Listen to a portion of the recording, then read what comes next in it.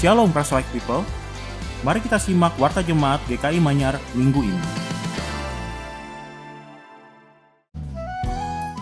Jemaat yang terkasih, Majelis Jemaat menghimbau Anda, para anggota CD, agar dengan sukacita dan penuh tanggung jawab, berperan aktif ikut memilih calon penatua periode 2021 hingga 2024. Bersama bersehati, kita mendukung serta mendoakan saudara-saudari kita yang dapat mengemban peran sebagai penatua.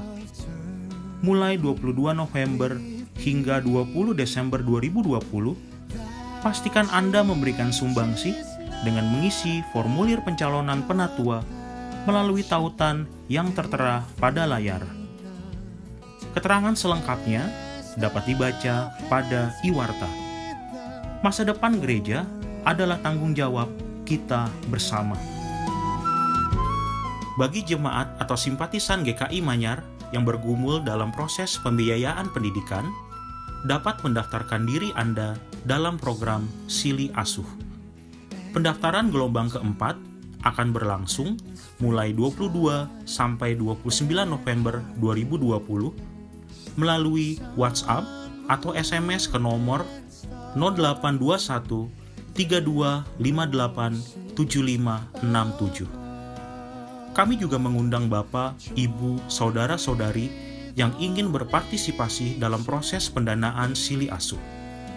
Keterangan seputar Sili Asuh dapat diakses melalui iwarta dan akun Instagram GKI Manyar. Dalam segala keterbatasan dan kekurangan, marilah kita tetap meyakini bahwa ada kekayaan akan pengharapan dalam panggilannya. Dilayani oleh Saudara Leonardo Immanuel Muralili, kita eratkan tali persaudaraan melalui persekutuan sektor gabungan pada Rabu 25 November 2020 pukul 7 malam melalui aplikasi Zoom. Sampai bertemu, Tuhan menyertai kita sekalian. Demikian Warta Jemaat GKI Manyar minggu ini. Selamat hari Minggu, selamat beribadah, Tuhan Yesus memberkati.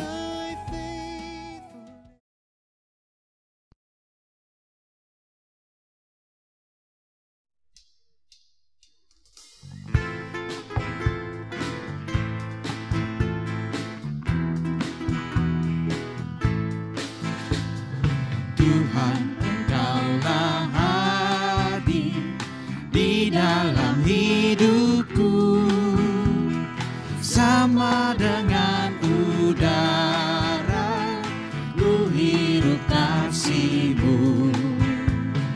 Dalam denyut jantungku kuasa-Mu bekerja, tubuh dan panca indera Kau menggerakkannya.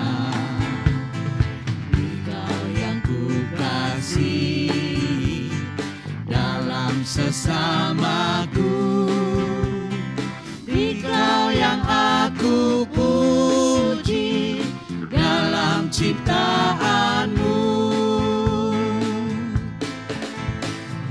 Juga di pekerjaan Kau Tuhan beserta, juga Engkau dengarkan lagu keluh kesah, lagu mesin dan martir, bising dan menderu, lagu peras keringat naik kepadamu.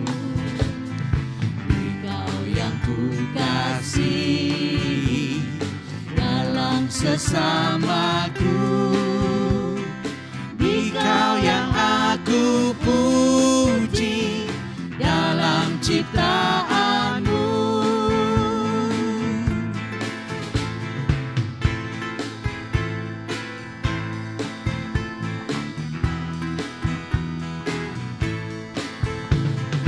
Di dalam suka duka Kau ingin beserta, turut memperhatikan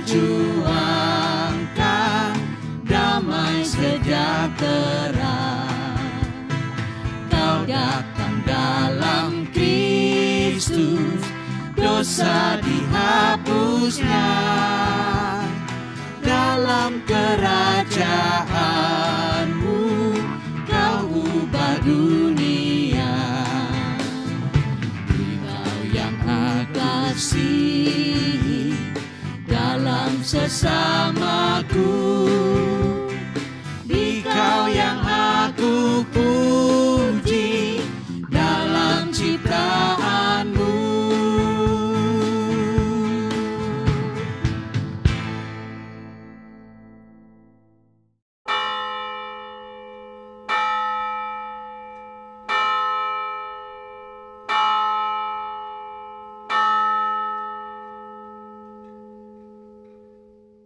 Jemaat yang terkasih, hari ini kita memasuki Minggu Kristus Raja. Kristus akan datang sebagai Hakim Agung.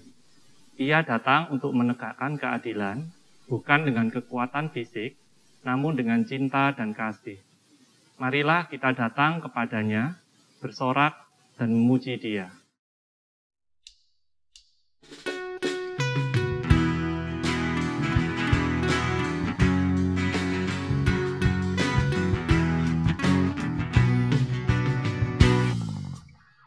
Hakim dalam terang abadi, Raja Maha Mulia, surya kebenaran kami, bumi mutahikanlah, beri sejahtera sorgawi, dan sembuhkan dunia.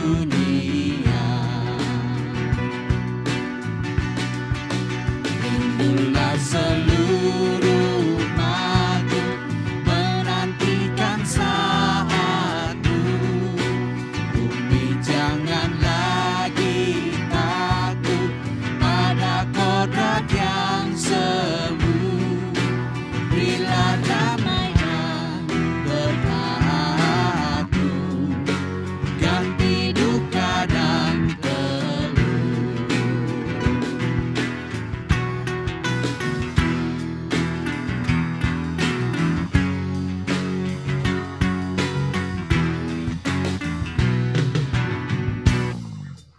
nyatakan kekuasaanmu, kegelapan halaulah, dan dengan pedang firman-Mu bawalah sejahtera, dikuduskanlah nama-Mu di seluruh dunia.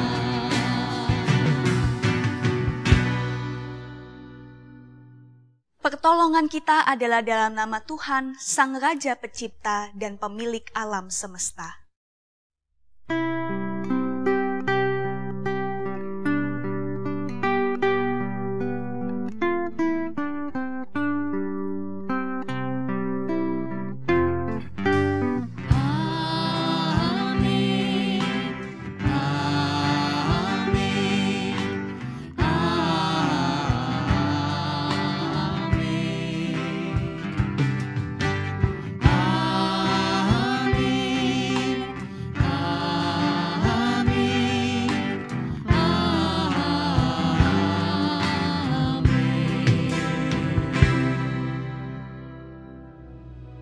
Kasih karunia dan damai sejahtera dari Allah Bapa kita dan dari Tuhan Yesus Kristus menyertai kita.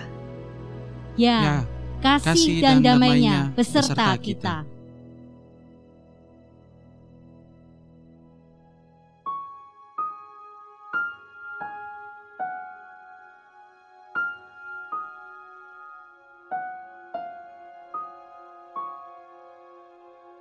Shalom. Selamat pagi Jemaat GKI Manyar. Kegiatan kemanusiaan yang saya dan suami lakukan selama pandemi COVID-19 ini adalah menjadi relawan di salah satu program GKI Manyar, yaitu Sili Aksi. Di sana saya bertugas sebagai divisi logistik dan suami bertugas sebagai divisi perlengkapan dan registrasi. Mengapa kami berdua bergabung dalam kegiatan ini? Yang pertama, karena kami berdua sangat menyukai kegiatan kepanitiaan. Kemudian yang kedua adalah kami ingin berpartisipasi lebih sehingga bisa membantu rekan-rekan terutama dalam hal bahan pokok pangan.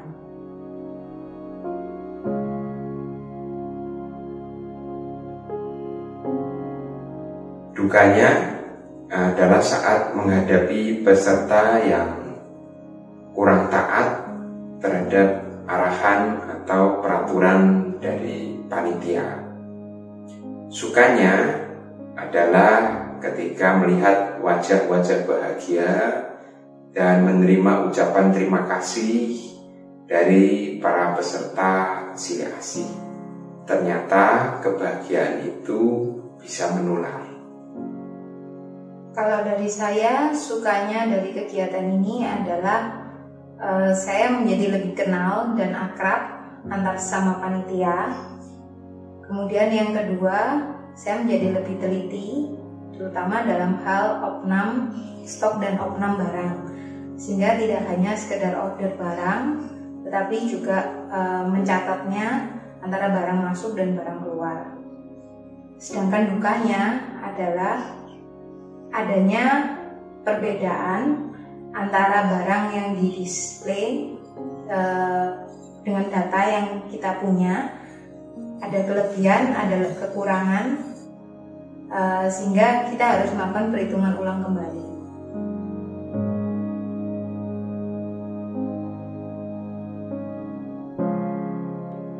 Ada 3 hal. Yang pertama, kami jadi lebih tahu cara manajemen sebuah toko atau minimarket misalnya, karena bentuknya mirip. Dan yang kedua adalah kita jadi mengetahui bahwa masih banyak orang di sekitar kita yang memerlukan bantuan, khususnya dalam masa pandemi COVID-19 ini. Dan yang terakhir, yang ketiga adalah bahwa ternyata kita bisa memberikan pertolongan bagi sesama kita dari hal-hal yang sederhana, dari hal-hal yang kita punya dan kita bisa. Demikian sharing dari kami, kiranya bisa memberkati dan salam sejahtera.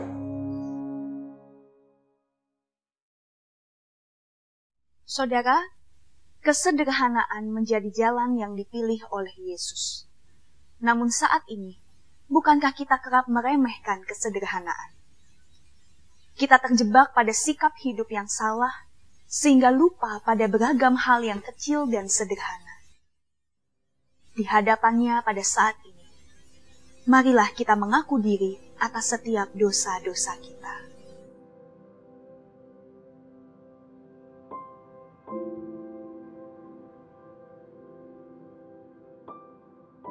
Tuhan, kami seringkali menempatkan Engkau bukan sebagai seorang raja dan bukan sebagai segala-galanya bagi kami. Engkau yang selalu menghendaki segala yang terbaik bagi kami, tetapi kami lebih sering merusaknya dengan memilih jalan sendiri.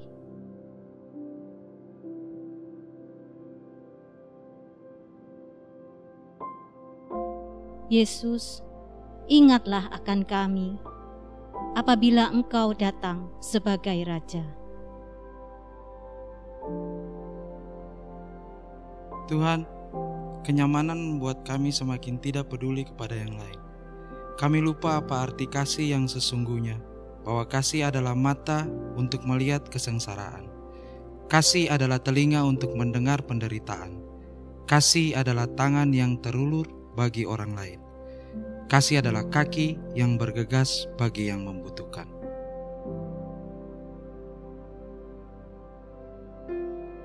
Yesus, ingatlah akan kami apabila Engkau datang sebagai Raja.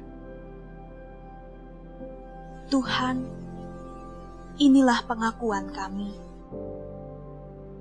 Kuatkan diri kami untuk mampu berseru, layaknya penjahat yang ada di samping salib-Mu, yang bertobat seraya berkata, "Yesus, ingatlah akan aku apabila Engkau datang sebagai Raja." Melalui pertobatan, kami yakin bahwa Engkau tidak pernah letih untuk mengampuni kami. Dan hanya melalui itu, kami akan semakin dekat padamu. Amin.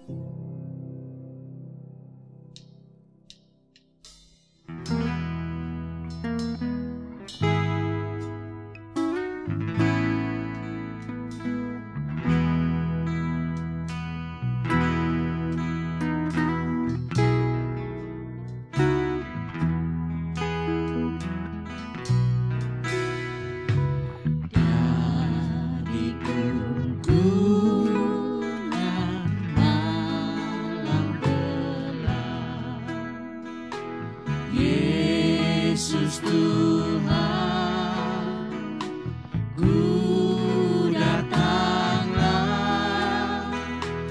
masuk ke dalam rambut tetap. Yesus ku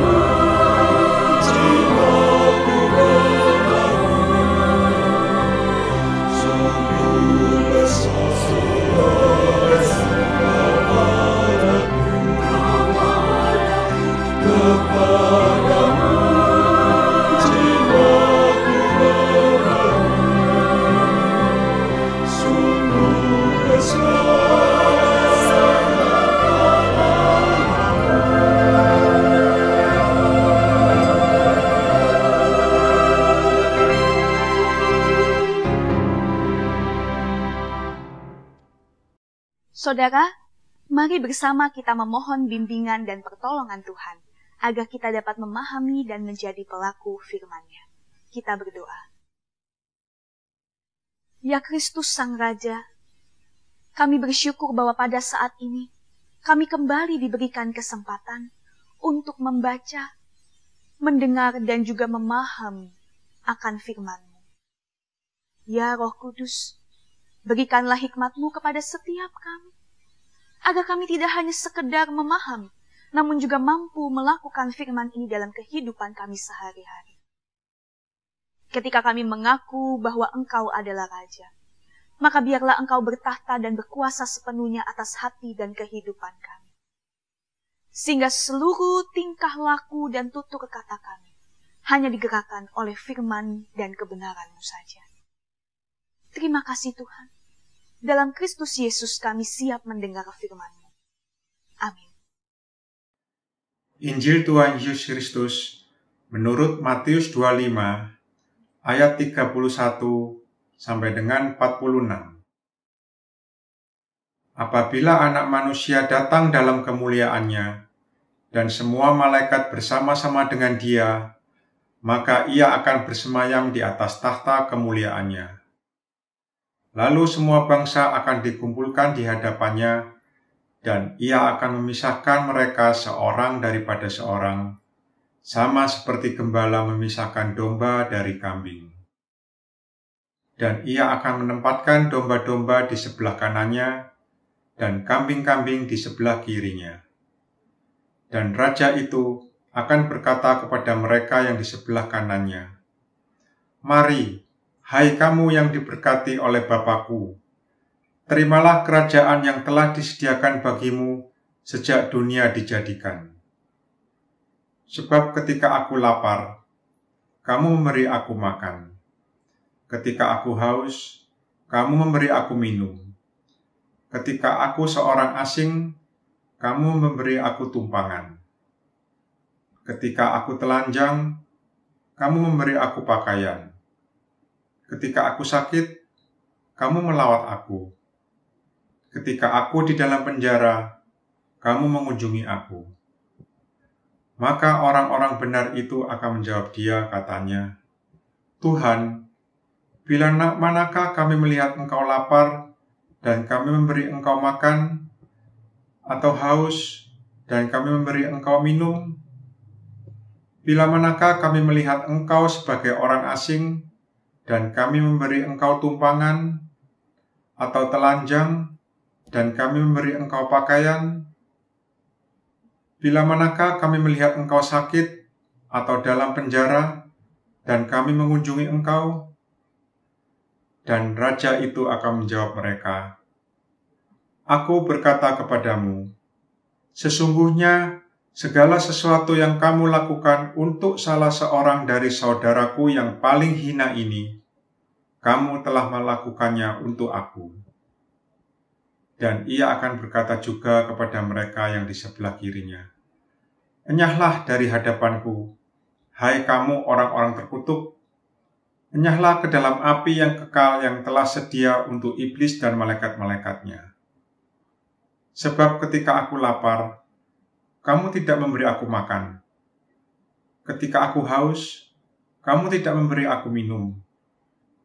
Ketika aku seorang asing, kamu tidak memberi aku tumpangan.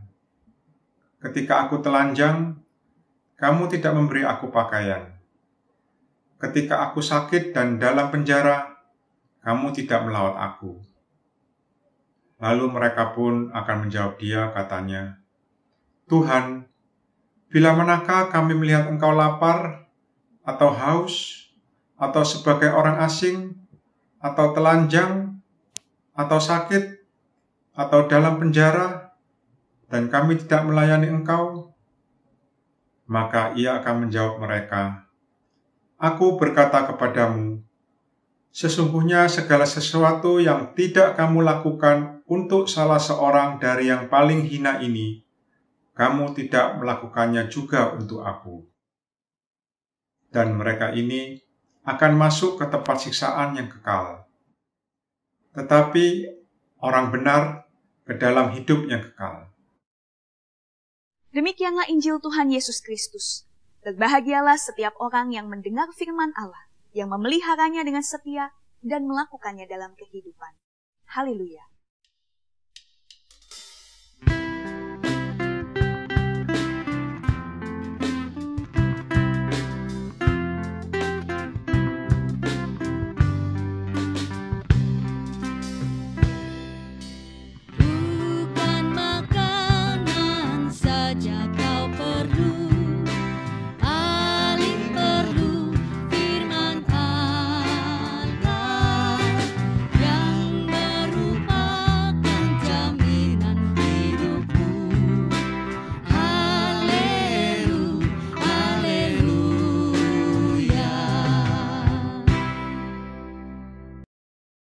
Saudara, ketika saya membaca teks bacaan Injil pada hari ini, saya teringat pada sebuah postingan seorang rekan di laman Facebooknya yang menampilkan gambar patung The Homeless Jesus.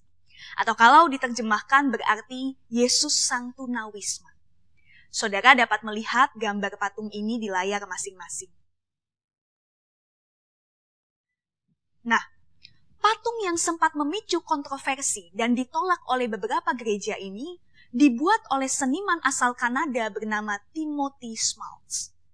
Tim sendiri memang mengaku bahwa mayoritas karya patung yang dihasilkan merupakan visualisasi dari ayat-ayat Alkitab sebagai refleksi akan pengalaman kesehariannya.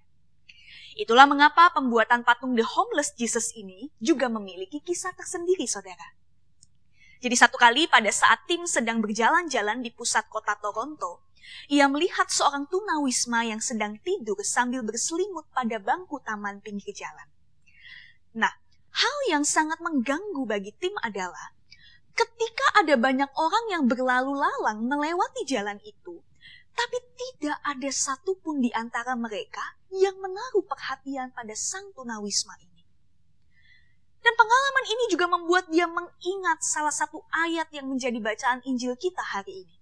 Terkhusus di ayat 40. Sesungguhnya segala sesuatu yang kamu lakukan untuk salah seorang dari saudaraku yang paling hina ini, kamu telah melakukannya untuk aku. Jadi tim merasa bahwa ia sedang melihat Kristus di dalam diri sang tunawisma. Dan dia langsung menuangkan imajinasinya dalam bentuk pahatan patung. Nah, memang patung ini sempat ditolak ketika hendak diletakkan di beberapa gereja. Karena patung ini dianggap sama sekali tidak menyerupai wajah Yesus. Namun tim sama sekali tidak mempersoalkan perdebatan ini. Karena sekali lagi baginya, patung ini merupakan perwujudan dari refleksi imannya.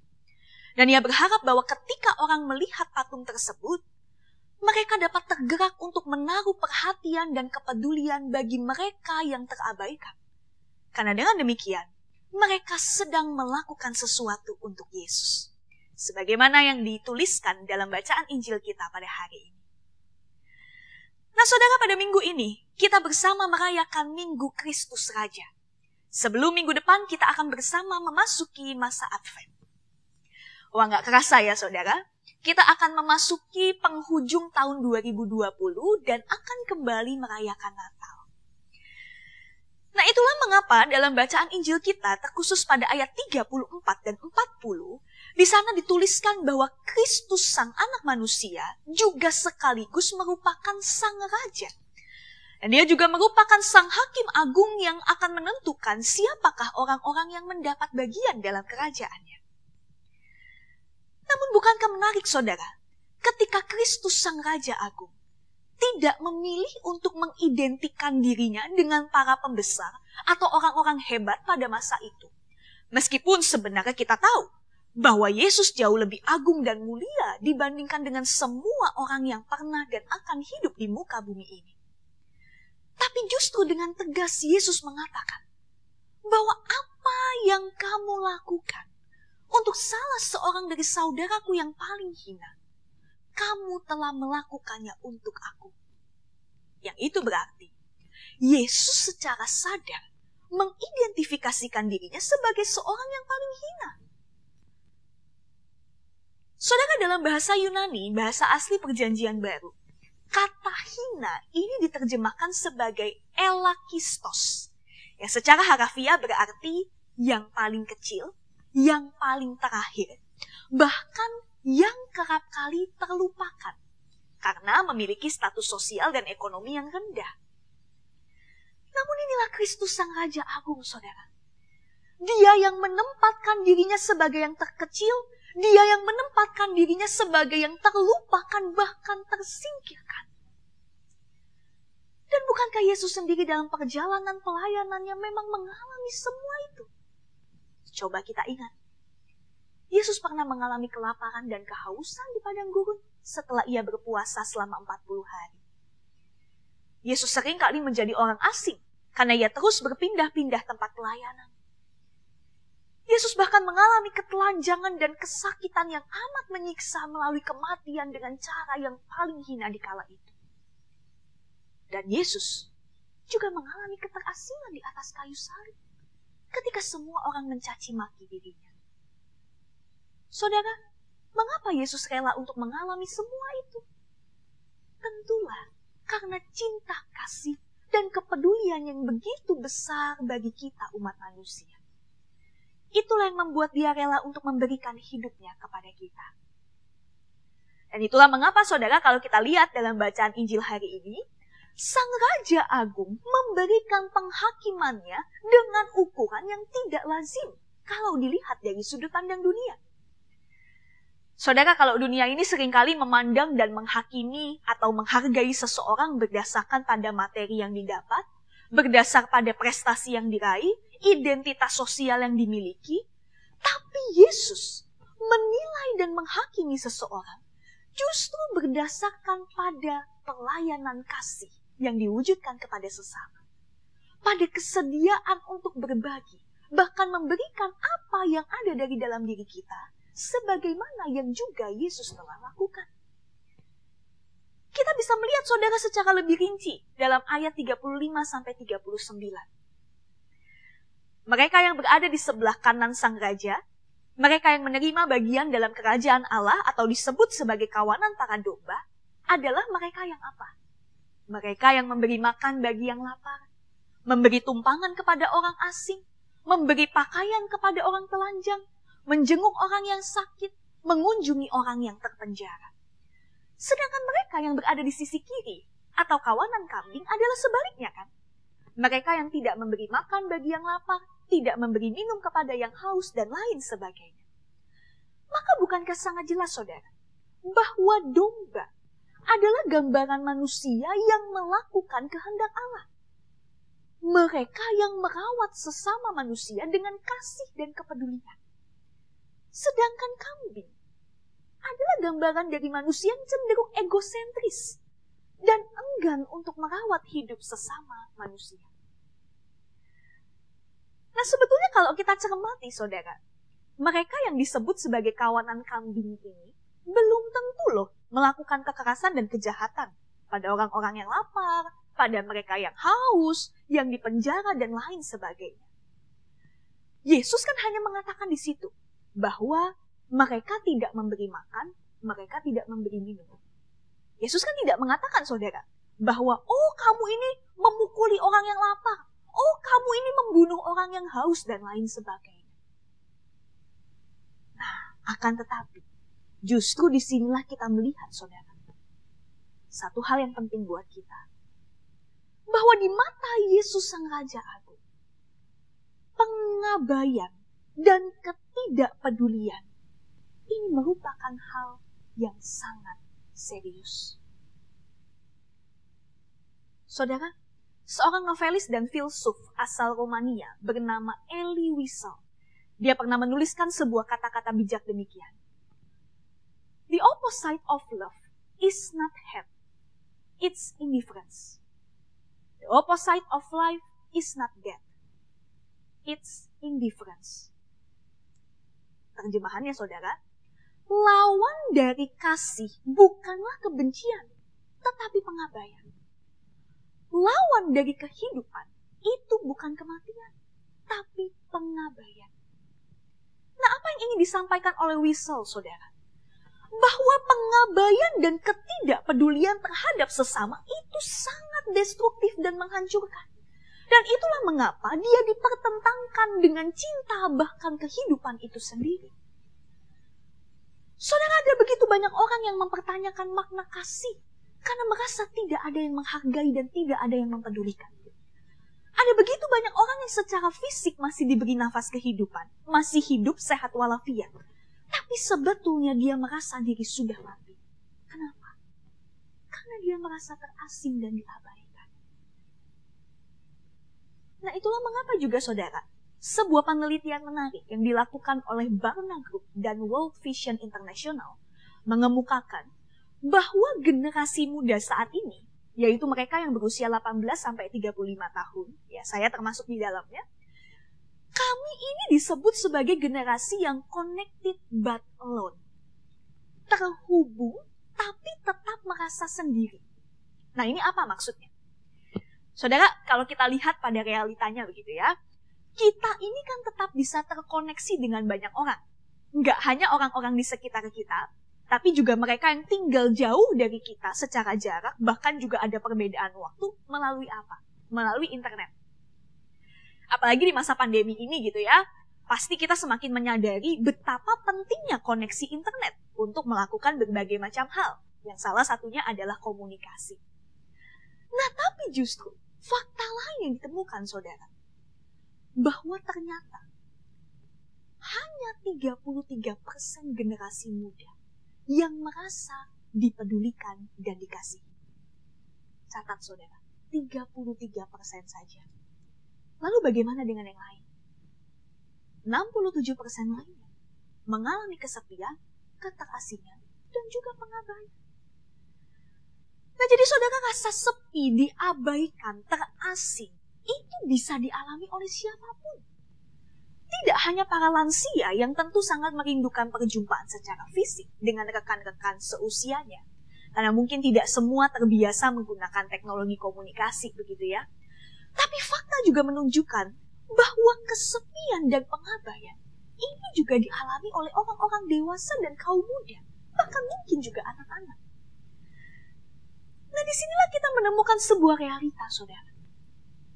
Bahwa sebetulnya yang kita butuhkan itu bukan teman yang banyak.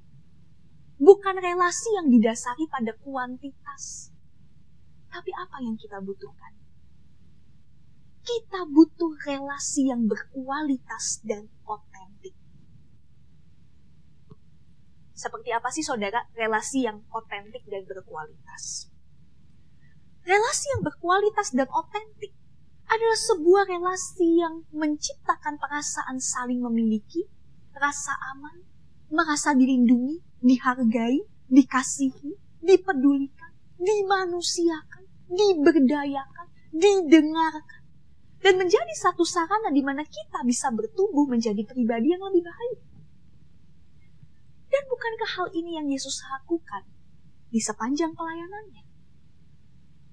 Saudara, sebagai Sang Raja Agung, Yesus tidak hanya duduk di atas tahta kemuliaannya, tapi justru dia turun ke dunia. Dia berjumpa dengan manusia dan segala pergumulan. Dia menyatakan bela rasa dan belas kasih Allah di sepanjang hidupnya. Dia juga selalu berbagi hidup dengan sesama yang menderita dan terasing. Lalu bagaimana dengan kita? Saudara, bukan berarti bacaan Injil pada hari ini mengajarkan bahwa kita ini diselamatkan karena perbuatan baik. Enggak, saudara. Kita sama-sama percaya bahwa kita diselamatkan hanya karena kasih karunia dan anugerah Allah. Akan tetapi, kita juga diajak untuk apa? Untuk mewujudkan iman kita sebagai orang-orang yang hidup dalam kasih karunia Allah dan diselamatkan olehnya melalui perbuatan yang nyata. Sebagaimana dalam Yakobus 2 ayat 17 dituliskan, jika iman itu tidak disertai perbuatan, maka iman itu pada hakikatnya adalah mati. Nah, jadi kita diajak untuk mewujudkan iman di dalam tindakan kasih kepada sesama. Yang berarti juga, saudara, bahwa kalau kita berbicara tentang hidup beriman itu tidak hanya berbicara tentang relasi personal kita dengan Allah. Tapi bagaimana iman kita kepada Allah menjadi sumbu yang membakar cinta kasih dan kepedulian kepada sesama. Dan perlu dicatat juga saudara, bahwa tindakan kasih itu tidak hanya bisa diartikan melalui pemberian materi saja. Memang saudara kadangkala pemberian bantuan yang bersifat materi itu diperlukan untuk mereka yang mengalami kesulitan untuk memenuhi kebutuhan primer. Tapi jangan sampai kita berpikir bahwa oh ya udah, kalau saya sudah memberi makan pada yang lapar, kalau saya sudah memberi minum kepada yang haus sebagaimana yang dituliskan dalam bacaan Injil, oke, tugas saya selesai. Dan saudara, teks Alkitab ini ditulis pada sebuah masa yang tentu tidak lepas dari konteks zaman yang melatar belakanginya. Pada masa Yesus hidup, memang kelaparan, sakit penyakit, kemiskinan itu memang merupakan penderitaan yang paling terlihat secara kasat mata. Karena di masa itu, umat Yahudi itu kan merupakan umat jajahan, saudara.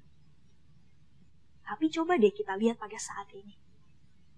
Pada saat ini, saudara, kita juga menghadapi pergumulan-pergumulan lain yang enggak kalah memprihatinkan. Apa itu? Rasa sepi, kesendirian, kecemasan, keputusasaan. Ini menjadi pergumulan yang enggak bisa kita abaikan. Sehingga panggilan Kristus untuk peduli dan mengasihi sesama. Ini bukan hanya sekedar berbicara tentang mereka yang mengalami kemiskinan, kelaparan, dan kehausan secara fisik dan harafiah. Tapi panggilan Kristus untuk peduli dan mengasihi juga diberikan bagi mereka yang mengalami kemiskinan secara batin. Ada mereka yang haus dan lapar akan kasih sayang. Mereka yang keberadaannya tidak dianggap. Mereka yang berada dalam tekanan baik secara fisik ataupun mental. Bahkan juga mereka yang tidak lagi memiliki suasana rumah yang hangat untuk menyambut mereka sebagaimana adanya mereka. Saudara, Kristus ingin agar kita memiliki kepekaan untuk menemukan kehadirannya. Kristus ingin agar kita menyadari bahwa sesama manusia bukan hanya sekedar orang yang berada di sekitar kita, tapi mereka, sesama kita, merupakan perwujudan dari kehadiran Kristus dalam kehidupan sehari-hari. Itulah mengapa seorang filsuf bernama Emmanuel Levinas, dia memahami kehadiran sesama sebagai peristiwa epifani. Saudara, epifani ini merupakan istilah Yunani yang berarti penampakan, pengejawantahan, dan juga pernyataan Allah. Dalam tahun gerejawi, Epifani ini memang dirayakan di akhir masa Natal, atau biasanya pada awal Januari, ketika Allah melalui Sang Anak Yesus Kristus menyatakan kehadirannya bukan hanya kepada bangsa Yahudi, tetapi juga kepada seluruh bangsa dalam peristiwa datangnya orang Majus dari timur. Akan tetapi kita diajak untuk percaya dan mengakui bahwa sebagaimana Kristus sejak dari kelahirannya hingga kenaikannya ke surga, Dia menyatakan karya Allah yang menyelamatkan dunia. Maka pada saat ini pun, Dia masih dan terus menyatakan kehadirannya. Yang salah satunya adalah melalui sesama kita. Yesus tidak lagi hadir di dalam wajah Yahudi dengan jubah panjang yang biasanya kita lihat, yang biasanya kita tonton, baik itu di film ataupun lukisan-lukisan. Dia tidak mengunjungi kita di dalam kemewahan seperti seorang raja dan penguasa dunia. Dia tidak hanya menjumpai kita di dalam doa, dalam waktu teduh, ibadah dan puji-pujian. Tapi Dia juga hadir di dalam wajah mereka yang lusuh, mereka yang kehilangan kasih sayang, atau bahkan mereka yang menjadi korban kekerasan. Nah, oleh sebab itu, kiranya firman Tuhan pada hari ini tidak membuat kita berkutat pada pertanyaan, apa ya yang akan terjadi pada saya di penghakiman terakhir nanti? Saya ini termasuk golongan kambing atau domba? No, poin utamanya bukan di situ, saudara. Tapi mari kita berfokus pada apa yang Sang Raja Agung ingin untuk kita lakukan pada saat ini. Karena kalau kita berbicara tentang kerajaan Allah itu bukan berbicara soal sesuatu yang jauh di sana. Tapi kerajaan Allah juga berbicara tentang saat ini, ketika Allah menguasai kehidupan dan hati kita. Saudara, hidup dalam kerajaan Allah itu tidak berbicara soal kata-kata yang indah dan besar, tapi soal tindakan yang nyata. Hidup dalam kerajaan Allah tidak berbicara tentang apa yang kita miliki dan siapa kita, tapi apa yang kita lakukan. Kalau kita sungguh-sungguh mengasihi Allah, dan kalau nilai-nilai kehidupan yang kita lakukan adalah nilai-nilai kebenaran Allah, maka tentulah kita akan mengasihi seperti Allah mengasihi dunia. Kita akan memberi sebagaimana Allah memberikan dirinya bagi dunia, dan hidup sebagaimana Kristus hidup. Maka biarlah setiap kita memiliki kerinduan untuk menjadi para domba yang dapat menjadi berkat bagi orang lain dalam kesusahan dan kesendirian mereka. Dan hendaklah kita juga belajar untuk terus berbela rasa, sebagaimana Yesus berbela rasa kepada mereka yang menderita. Saudara, selamat menemukan wajah Kristus dalam keseharian. Dan biarlah semangat untuk terus menyatakan karya kasih Allah yang memulihkan, melegakan, dan memberikan pengharapan senantiasa berkobar dalam hati kita. Kiranya Tuhan memberkati kita. Amin.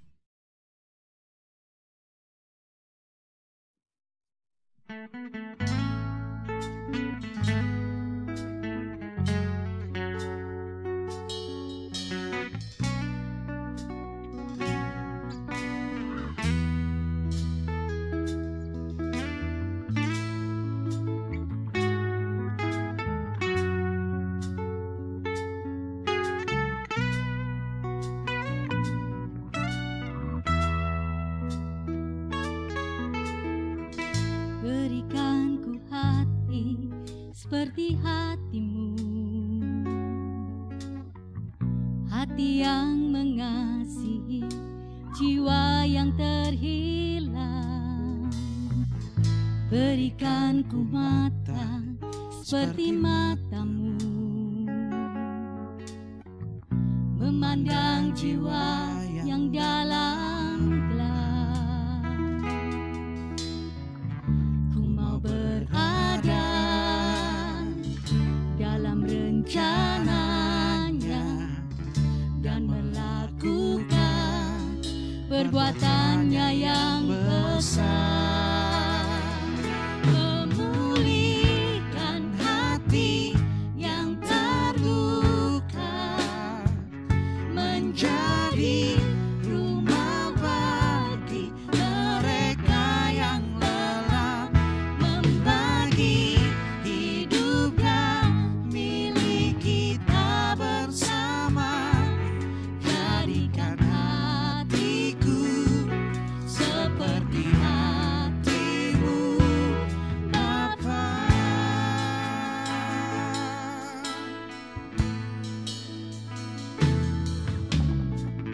Berikan ku hati seperti hatimu, hati yang mengasihi, jiwa yang terhilang. Berikan ku mata seperti matamu, memandang jiwa yang dalam gelap. Ku mau berada dalam rencananya dan melakukan perbuatannya yang besar, memulihkan hati yang terluka, menjadi rumah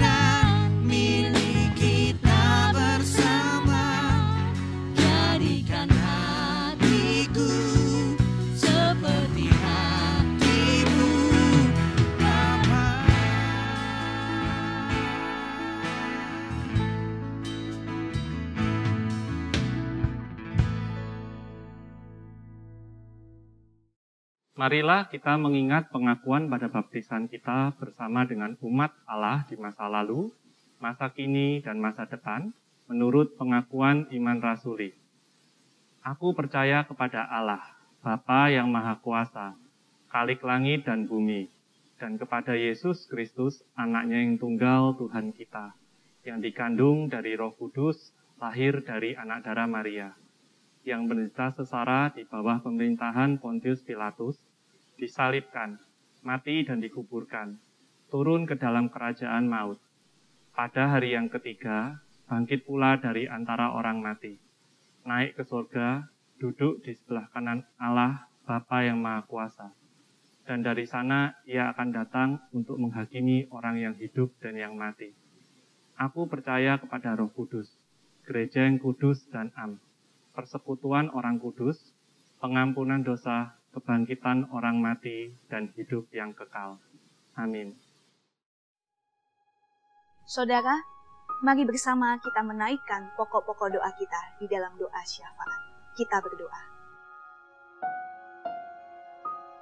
Tuhan, kami berdoa bagi kehidupan keseharian kami. Engkau memanggil kami untuk menjadi saluran rahmat di dunia yang kami tinggali ini. Mampukanlah kami untuk mengerti bahwa kesempurnaan hidup Kristiani adalah dengan menjadi pribadi yang berbelas kasih.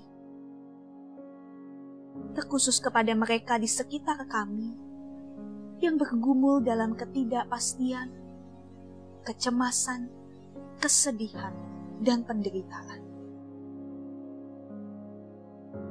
Tuhan, kami juga berdoa bagi orang-orang yang berjuang di masa pandemi COVID-19 ini. Tinggallah bersama mereka yang menderita akibat virus COVID-19. Juga bersama mereka yang memiliki tanggung jawab besar untuk merawat yang sakit. Para dokter, perawat, para sukarelawan. Berikanlah mereka rahmat untuk dapat mempercayakan masa depan mereka hanya pada tuntunan-Mu saja. Tuhan Sang Kepala Gereja, kami juga mau berdoa bagi gereja-Mu di dunia ini. Jauhkanlah gereja-Mu dari rasa aman dan nyamannya sendiri karena telah menutup diri. Buatlah gereja menjadi perpanjangan tangan-Mu yang peduli pada keprihatinan masyarakat dan hadir bagi mereka yang tersisih. Tuhan, kami juga berdoa bagi bangsa dan negara kami. Begitu banyak permasalahan yang terjadi akhir-akhir ini. Konflik menjadi satu hal yang tidak terhindarkan.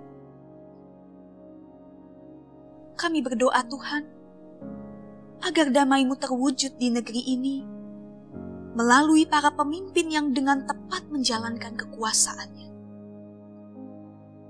Kami berdoa, agar para pemimpin mengutamakan suara rakyat, terkhusus suara dari mereka yang lemah, miskin, dan juga tersingkir.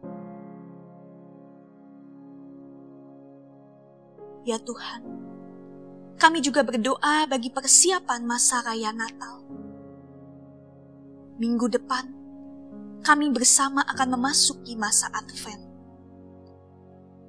Mampukan kami ya Tuhan, untuk dapat melayakkan diri dalam menyambut-Mu. Dan kami juga mau berdoa bagi panitia Natal, agar mereka dapat mempersiapkan segala sesuatu dengan baik, meskipun di dalam kondisi sulit seperti ini. Ya Tuhan, inilah segala seru dan permohonan kami. Kami berdoa dalam nama Tuhan Yesus Kristus yang telah mengajar kepada kami berdoa. Bapa kami yang ada di sorga, dikuduskanlah nama-Mu. Datanglah kerajaan-Mu, jadilah kehendak-Mu di bumi seperti di surga. Berikanlah kami pada hari ini makanan kami yang secukupnya. Dan ampunilah kami akan kesalahan kami, seperti kami mengampuni orang yang bersalah kepada kami. Dan janganlah membawa kami ke dalam pencobaan, tapi lepaskanlah kami daripada yang jahat. Karena Engkaulah yang empunya kerajaan, dan kuasa, dan kemuliaan sampai selama-lamanya. Amin. Marilah kita mengucap syukur atas kebaikannya dengan memberikan persembahan yang dilandaskan pada firman Tuhan. Sungguhnya Allah adalah penolongku. Tuhanlah yang menopang aku. Dengan rela hati aku akan mempersembahkan korban kepadamu. Bersyukur sebab namamu baik, ya Tuhan. Sebab Ia melepaskan aku dari segala kesesakan dan mataku memandangi musuhku. Mazmur 54 ayat 6, 8, dan 9.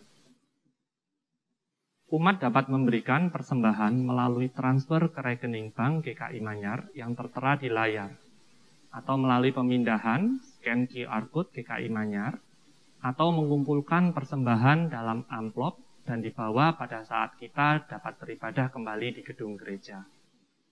Jika Anda mengalami kesulitan untuk menghantar persembahan, umat juga dapat menghubungi staf kantor gereja untuk mengatur petugas untuk membantu pengambilan amplop persembahan di rumah masing-masing.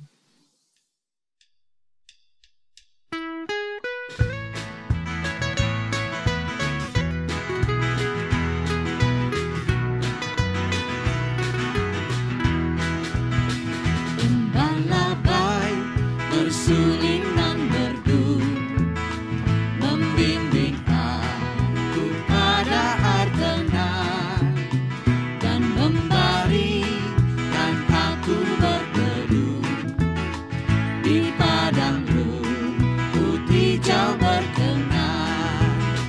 Oh gembalaku itu Tuhanku, membuat aku tentram hening, mengalir dalam selai kasih-Mu, kuasa damai cerlah bening.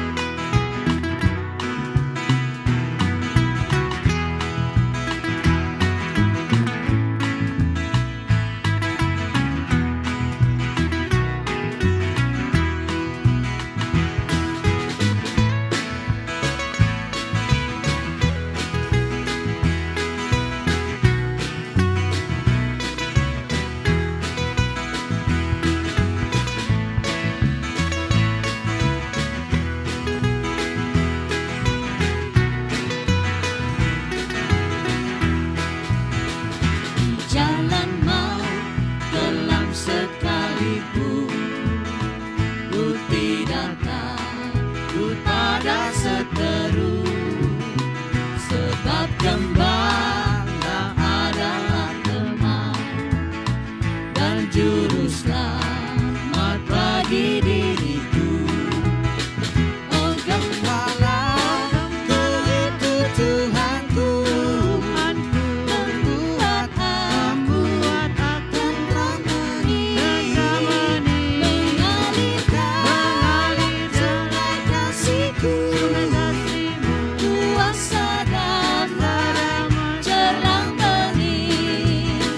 Oh gembalaku itu Tuhanku, membuat aku tentram hening, mengalir dalam selai kasih-Ku, kuasa damai cerlah bening, kuasa damai cerlah bening.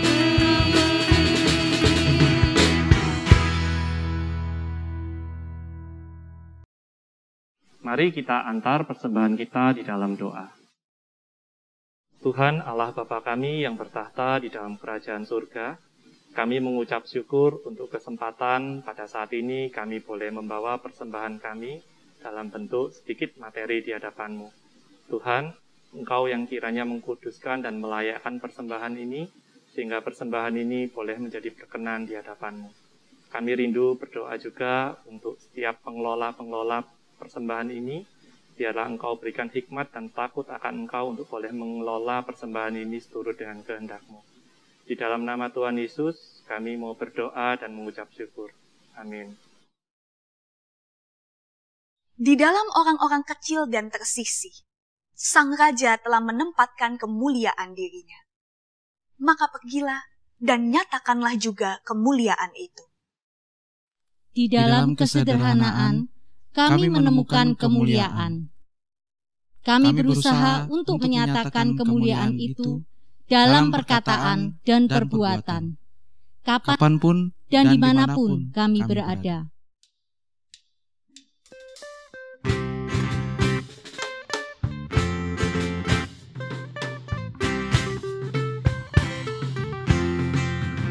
Tuhan mengutus kita ke dalam dunia, bawa pelita kepada yang gelap. Meski dihina serta dilanda duka, harus melayani dengan sepenuh. Dengan senang, marilah kita melayani umat-Nya. Dengan senang, berarti kita memuliakan nama-Nya. Tuhan mengutus kita ke dalam dunia, untuk yang miskin dan lapar berkeluh. Meski dihina serta dilanda duka, harus melayani dengan sepenuh. Dengan senang, marilah kita melayani umat-Nya. Dengan senang, berarti kita memuliakan nama-Nya.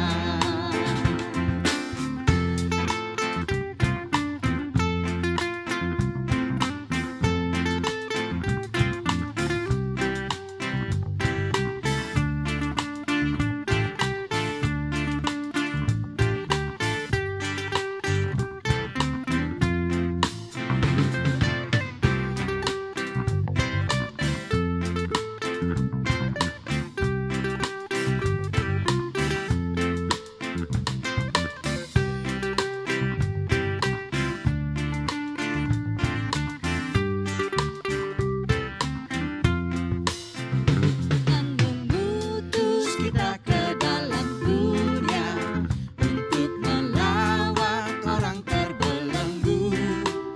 Meski dihina serta dilanda duka, harus melayani dengan sepenuh. Dengan senang, marilah kita melayani umat-Nya. Dengan senang, berarti kita memuliakan nama-Nya.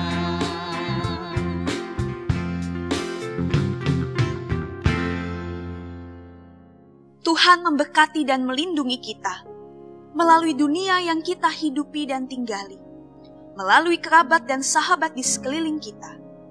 Dan kiranya melalui hal-hal itu, Allah sumber pengharapan dapat kita rasakan kehadirannya kini dan selamanya. Amin.